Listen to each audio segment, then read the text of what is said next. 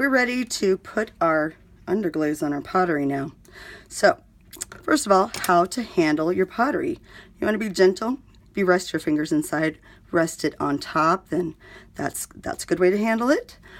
Do not grab it tightly. Some of them are more plastic than others. Some are leather hard and some are very plastic. Either way, clay has a memory, and if you squish it out of shape and then squish it back, then you could create a hairline fracture that would then not show up right away, but after you got done firing it, you would see that there's a crack there and it wouldn't hold water anymore.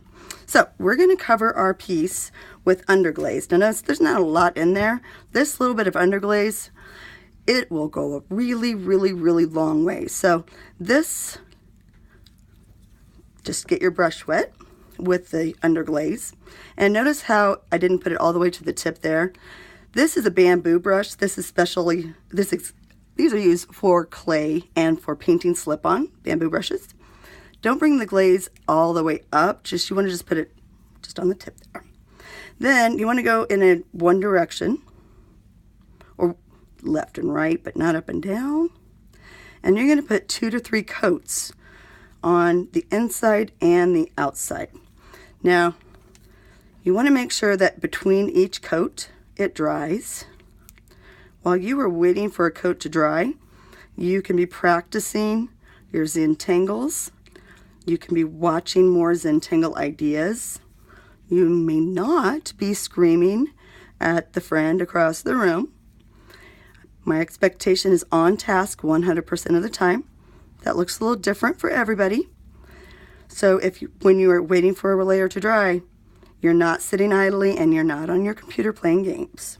All right, once I get the outside done, then I'm going to gently put it down. Remember the lip, the top is the lip, the bottom is the foot. You don't ever want to pick it up by the lip. That's kind of delicate. So once I get the outside done, and I would recommend doing the outside first, then I'm going to put a coat on the lip and the inside.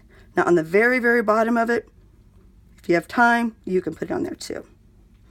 Now, as you start adding your Zentangles, I want you to start lightly, and then you're going to use your sgraffito tool to carve them out.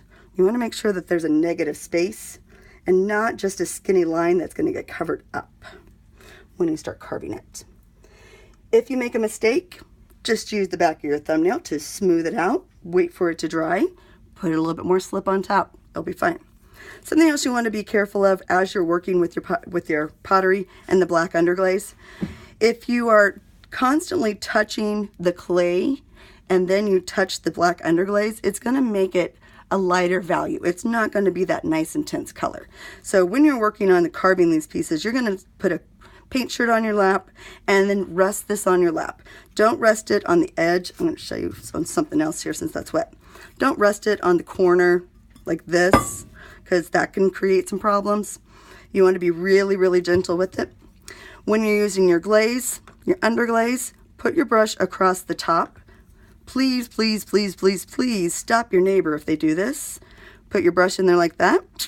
Some of the brushes are heavier and you will tip this over.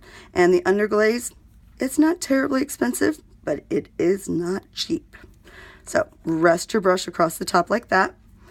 This doesn't have to be rinsed out like an acrylic brush. When you're done with this, you're just going to rinse them out at the table. If we even run out of time to rinse our brushes, it's not a big deal. This isn't going to hurt the brush. Alrighty, be amazing. Whoop, whoop.